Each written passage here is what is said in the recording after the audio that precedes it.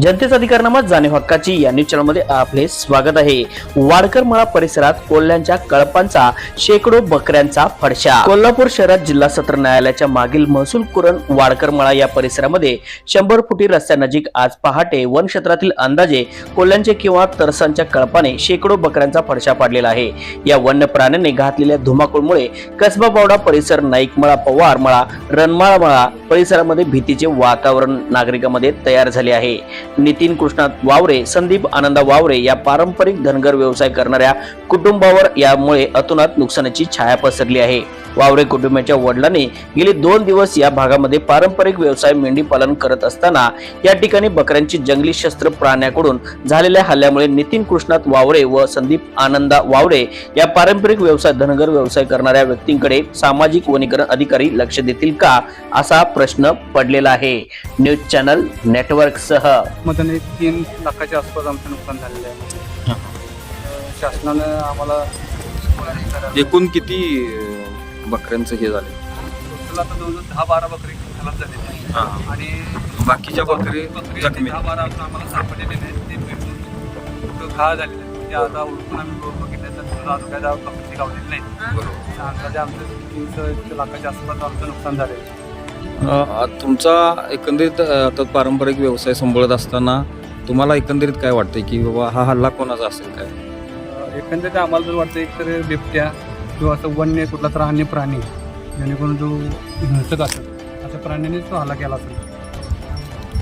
Thank you. बकरी घेणे आपल्या मेंढपाळांची राहायला येत होती हां, आणि रात्रीच्या वेळी त्याचा हल्ला झाला आहे। शक्यतो वन्य प्राणी किंवा कुत्र्यांच्या हल्ल्यात बऱ्याच मेंढ्या मारल्या गेल्यात, त्यांच्या काही बिथरल्यामुळं त्या विभागल्या गेल्यामुळं अजून त्या काही सापडलेले नाहीत त्यासनी।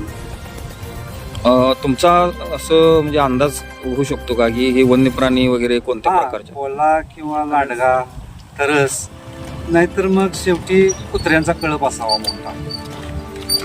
ठीक आहे, थँक्यू। नितीन कृष्णात वावरे। काल रात्री 3, 3:30, 3:15च्या दरम्यान हल्ला झालेला आहे। प्राणी का अज्ञात प्राण्यानं हल्ला केलेला आहे।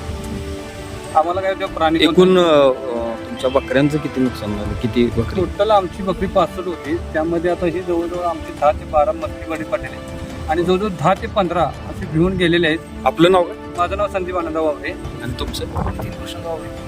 आपले जवळजवळ 10-15 म्हणजे रात्री हा हल्ला झाला रात्री हल्ला झालेला आहे 3च्या दरम्यान झाला। आणि हे गावोगावी आपलं बकऱ्यांचं पारंपरिक व्यवसाय आहे. व्यवसाय पारंपरिकच आहे। बरोबर। आणि रात्री तुमच्या अंदाजाने काय हे बिबट्याचा हल्ला आहे की कुत्र्याचं तर काही नाही, माझ्या मतानं हा कुठला तरस किंवा असा राष्ट्रीय प्राणी कोणता आहे प्राण्याचा विषय आहे हो। त्या प्राण्यानेच हल्ला केला असेल असा अंदाज आहे आम्हाला। आणि आम्ही काय प्राणी बघितलेला नाही। बरोबर. काय ते वडील झोपलेले होते आणि काय असा आवाज आला नाही, बघतो तर बकरी इथे जाग्यावर नव्हती। बघितल्यानंतर उठल्यानंतर आम्ही जरा उडकाय चालू केली तर फाटलेली बकरी 3-4 ठिकाणी अशी पडलेली होती। बरोबर. ती आम्ही गोळा करून इथं आणून ठेवली।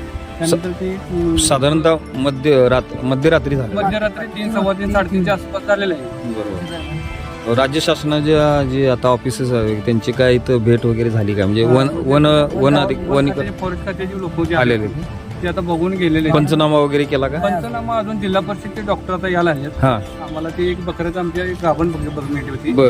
तिथे त्या दवाखान्यात मंगळवार पेठेत घेऊन पिल्ल बाहेर काढले आणि त्याचं ऑपरेशन करून ते आता इकडे यायला आहेत आणि त्यांचे डॉक्टर आता त्याच्यातून घेणार त्या बकऱ्यांचा पंचनामा करणार आहे। म्हणजे तुमचा एकंदरीत अंदाज आहे की हे म्हणजे कुठलाही प्राणी हे काय सांगता येत नाही? कोणतं सांगता येत नाही, बरोबर। कारण आम्ही तो बघितलेला पण नाही। थँक्यू। जनतेचा अधिकारनामा जाणीव हक्काची या न्यूज चॅनलला लाईक, शेअर व सबस्क्राईब करण्यास विसरू नका व सदैव रहा अपडेट। जाहिराती व बातमीसाठी आजच न्यूज चॅनलशी संपर्क साधावा। 80 87 820 897।